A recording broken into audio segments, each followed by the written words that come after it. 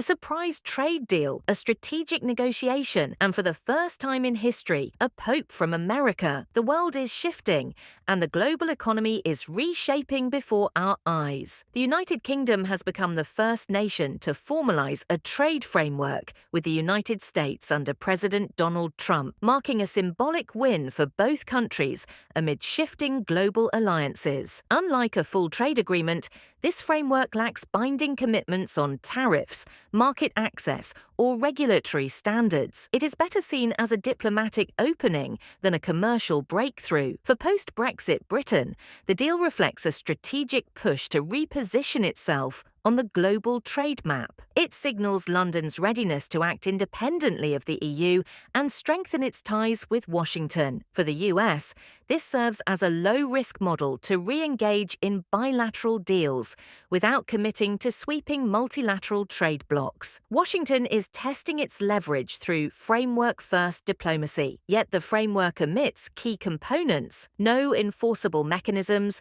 no tariff schedules, and no clear dispute resolution pathway. As it stands, the economic impact is minimal and its durability remains uncertain. So, what exactly do both governments hope to gain from this outline? Can this symbolic pact evolve into a real growth engine, particularly in high-stakes sectors like aerospace and automotive? At the core of the newly signed UK-US trade framework lies a shared ambition to grow the deal into a full-fledged agreement that protects jobs and strengthens key industrial sectors, particularly automotive and aerospace. These sectors are vital to both economies. The UK's auto industry supports nearly 800,000 jobs and faces competitive pressure from Asia and Europe. Meanwhile, its aerospace sector is deeply entangled in transatlantic supply chains, with British Airways sourcing heavily from Boeing and the US defense ecosystem. On the US side, this aligns with Washington's broader industrial strategy, rebuilding domestic manufacturing, reducing reliance on Chinese inputs, and repositioning trusted partners like the UK as part of a secure supply network. But here's the reality check. The current framework lacks enforcement mechanisms, tariff concessions, or investment guarantees. It's a statement of intent, not yet a lever of industrial change. Without hard terms, job protection remains a political talking point, not an economic outcome. Still, both sides are signaling something deeper. In an age of fractured supply chains and geopolitical fragmentation, industrial strategy is no longer separate from national security, and that signal is being heard. As allies like Japan, India, and the EU watch closely, could this framework become a prototype for a new wave of US trade diplomacy? The newly announced UK-US trade framework has become more than a bilateral handshake. It's now a potential template. Global observers are watching closely to see whether this model could shape future trade talks between the United States and other major allies, including Japan, India, South Korea, and the European Union. These economies, while structurally different, share strategic interests with Washington, including supply chain security, technology cooperation,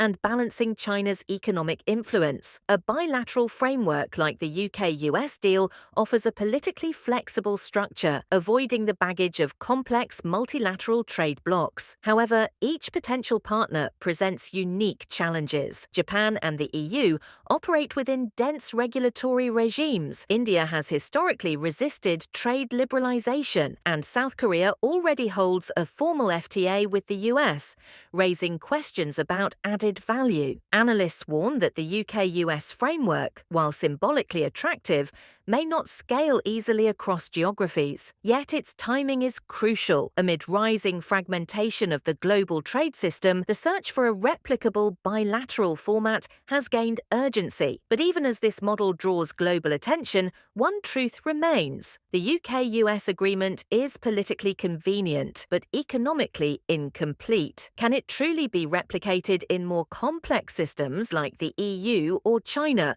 Let's test that assumption. While the UK-US framework may attract global attention, it is not a one-size-fits-all model. Major economies like the European Union and China are structurally incompatible with this approach, both in governance and in geopolitical posture. In the EU's case, the challenge lies in its multi-layered institutional structure. With 27 member states and a complex regulatory environment, even initiating a bilateral deal requires years of negotiation, internal consensus, and parliamentary ratification across multiple bodies. China presents an entirely different roadblock. Its state-led economy, centralized control over capital and trade, and its strategic use of economic leverage make it ill-suited for flexible frameworks based on legal reciprocity or liberal market assumptions. Furthermore, both Beijing and Brussels operate amid rising political friction, with Washington from tech restrictions to sanctions, making trust-based agreements nearly impossible without deeper recalibration. In short,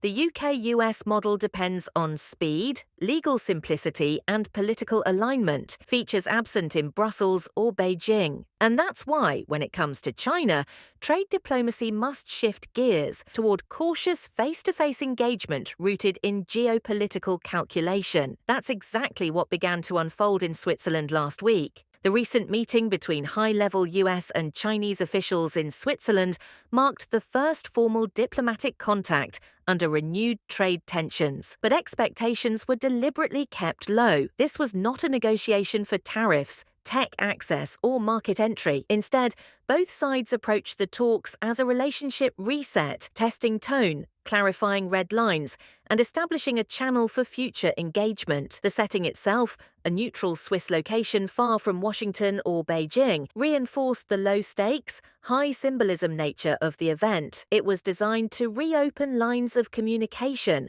not to rewrite trade policy. Still, the meeting carries strategic significance. In an era where US-China ties are defined by sanctions, tech bans, and military posturing, even symbolic diplomacy can help stabilize expectations and de-escalate flashpoints. And while the talks yielded no headlines, markets were watching closely, because sometimes even a handshake can move the needle, especially when it opens the door to a call between Trump and Xi. Even without concrete outcomes, the US-China talks in Switzerland have triggered measured optimism across financial markets. The mere fact that both sides agreed to sit down after months of economic and political friction was seen as a stabilizing gesture. Investors and analysts interpreted the meeting as a possible prelude to higher-level engagement, most notably a direct phone call between President Trump and President Xi Jinping. Such communication, while symbolic, can often reduce geopolitical volatility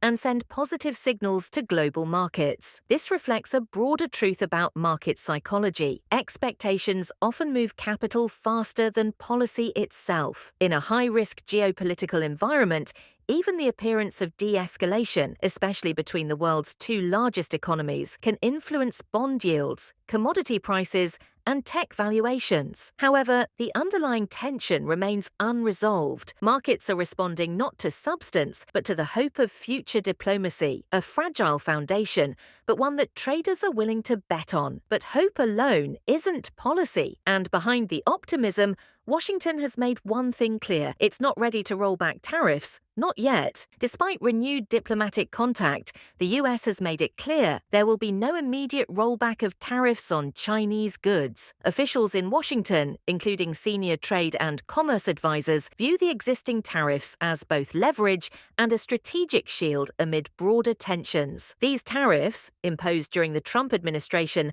and largely maintained under Biden, target over $300 billion in Chinese imports from electronics to raw materials. They remain deeply embedded in Washington's policy posture toward Beijing. On the other side, China is also holding firm. Beijing continues to demand full tariff removal as a precondition for any substantive economic deal, framing the levies as politically motivated and harmful to global supply chains. This mutual rigidity illustrates the real gap behind the diplomatic optics. While both sides may signal readiness to talk, neither is willing to be the first to blink on trade policy. The result? a prolonged stalemate where dialogue exists but resolution remains distant. Yet even without a breakthrough, business moves on. One headline cut through the gridlock: a blockbuster aircraft order worth $100 billion signed within the same diplomatic shadow. As part of the diplomatic momentum surrounding the UK-US trade framework, British Airways has placed a landmark order for 32 Boeing 787s and 21 Airbus A330neos, worth approximately $100 billion. This is more than a commercial transaction, it's a geopolitical gesture. By splitting its purchase between Boeing and Airbus, BA aligns with both Washington and Brussels, reinforcing its dual-track trade positioning post-Brexit. The timing is strategic. Airlines are racing to secure fuel-efficient jets amid environmental pressure and rising oil prices, making long-haul capability a high-stakes investment. For Boeing, the order is a reputational rebound after losses in Asia, especially as Chinese carriers pivot toward domestic players like Comac. BA's commitment reaffirms transatlantic aerospace ties and gives the US a commercial foothold in a politically aligned market. In this new trade era, corporate contracts have become extensions of statecraft, tools of soft power masked as procurement. But the question remains, does a $100 billion order actually stimulate real growth or just signal it? Let's examine the numbers, but symbolism doesn't pay the bills. So what's the real economic value of this aircraft mega deal? Can it measurably shift growth, jobs, or trade balances, or is it just noise dressed as narrative? Let's look at the data. Despite the political fanfare surrounding the UK-US trade framework and British Airways' headline aircraft order, Goldman Sachs has raised the UK's economic growth forecast by just plus 0.1%. A revision so modest, it underscores the limits of symbolic diplomacy. The reason is structural. Many of the existing tariffs, especially the 10% duties on key industrial and consumer goods, remain in place. Without broader tariff elimination or market access expansion, the trade pact offers little near-term stimulus to production, exports, or employment. Analysts note that while the framework signals political intent, it lacks enforcement mechanisms that would unlock meaningful trade volume or capital flows. The Goldman revision reflects that gap. Confidence is high, but measurable impact remains negligible. And without tariff relief, even a $100 billion aircraft deal barely dents a sluggish economy. And now that sluggish economy is running into monetary policy inertia. With inflation still sticky and global demand uncertain, the Bank of England is in no rush to cut rates. Despite rising market speculation, the Bank of England has signalled a likely delay in interest rate cuts, citing persistent inflationary pressure and fragile global growth dynamics. The message is clear: monetary easing isn't coming just yet.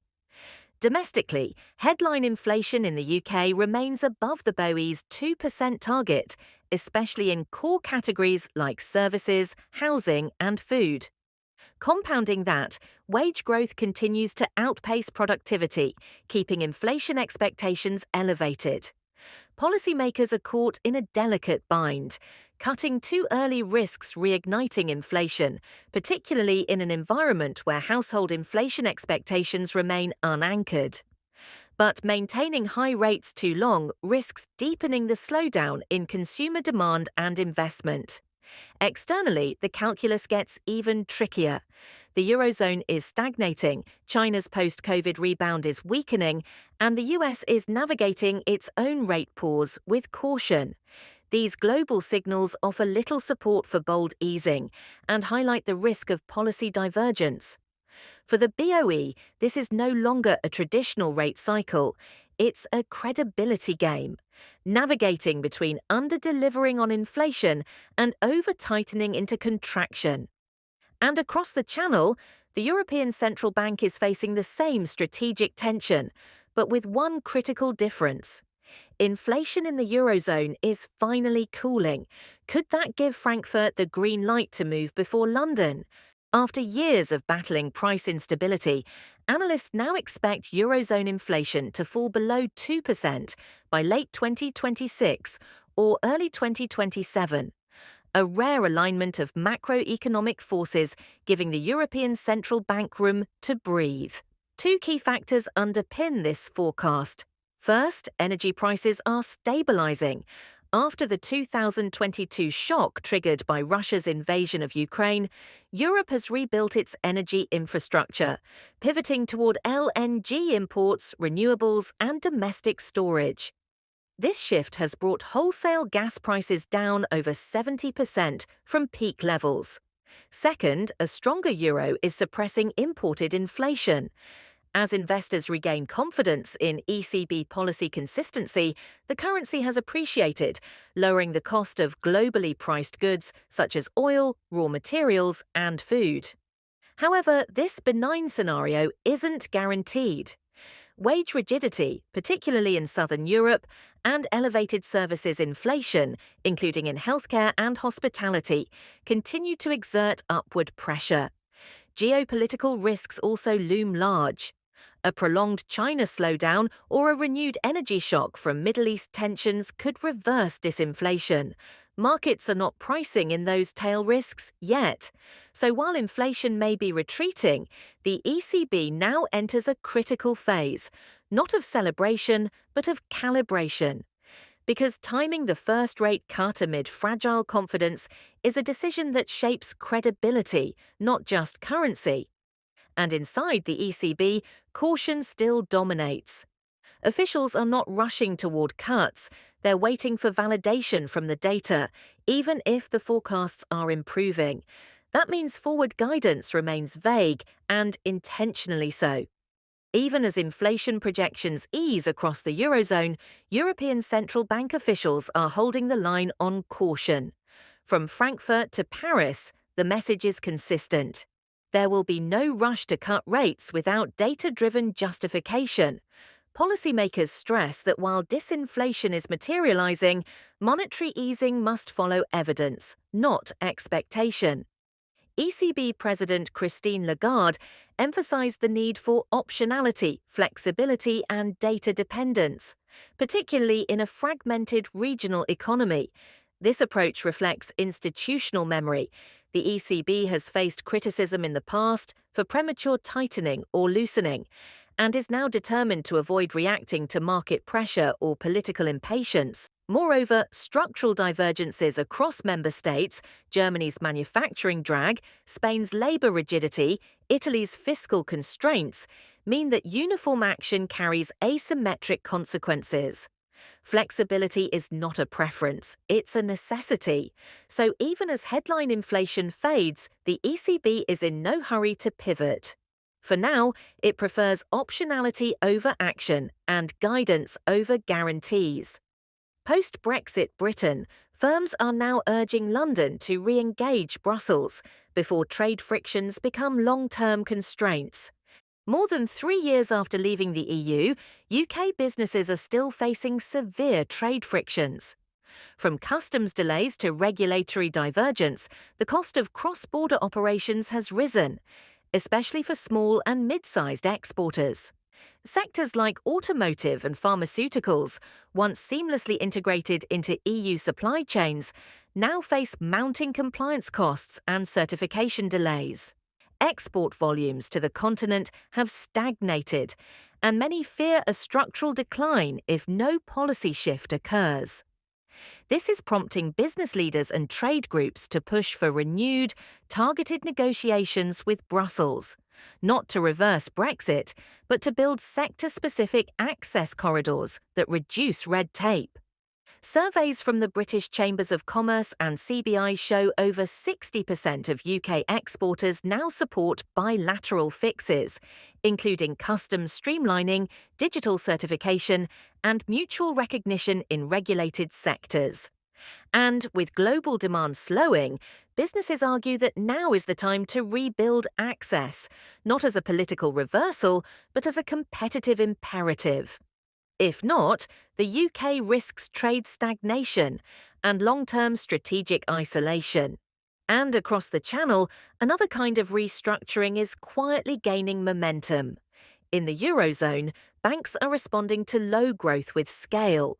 Consolidation is back, led by Germany and Italy, as M&A reshapes the future of European finance. Across the Eurozone, banking consolidation is accelerating, and two names are leading the charge: Commerzbank in Germany and Mediobanca in Italy. Both institutions have posted strong financials and are now seen as potential anchors for broader sectoral M&A. Commerzbank, long viewed as a restructuring story, surprised markets with a sharp rebound in profitability and asset quality, prompting fresh speculation around domestic or cross-border merger activity. Meanwhile, Mediobanca has emerged as a stable outlier in Italy's fragmented banking sector, with analysts noting its capital strength, M&A readiness, and strategic fit for regional consolidation. This renewed focus on scale isn't just about financial performance, it's a strategic response to margin pressure, regulatory complexity, and the rising cost of digital infrastructure. For European lenders, especially in a low-growth, high-cost environment, consolidation is becoming not just an opportunity, but a necessity. And as financial institutions realign across the continent, even the Vatican is undergoing historic restructuring of its own. Because in Rome, tradition has been upended. In a historic break from centuries of European tradition, the Vatican has elected its first American pope, Leo XIV. The decision is more than symbolic. It signals a recalibration of global Catholic influence toward the Western Hemisphere. Pope Leo XIV is known not only for his deep theological scholarship, but also for his sharp diplomatic instincts, shaped by decades of engagement with conflict zones, migration policy, and interfaith dialogue. His American background brings a unique lens to the papacy, bridging North-South divides, engaging with Western power structures, and reintroducing the Vatican as a quiet but strategic actor in global governance debates. Analysts suggest that his election may expand the Church's role as a diplomatic and moral broker, especially on global issues like climate migration, AI ethics, and authoritarian resurgence. And in a world where geopolitical institutions are increasingly polarized, Leo XIV's papacy may be less about doctrine and more about diplomacy. It's not just a spiritual shift, it's a signal of where soft power is headed next. From trade diplomacy to moral diplomacy, from interest rates to ideological shifts, this week marks a convergence of markets, policy, and power. And as the world recalibrates, one truth remains: every signal matters.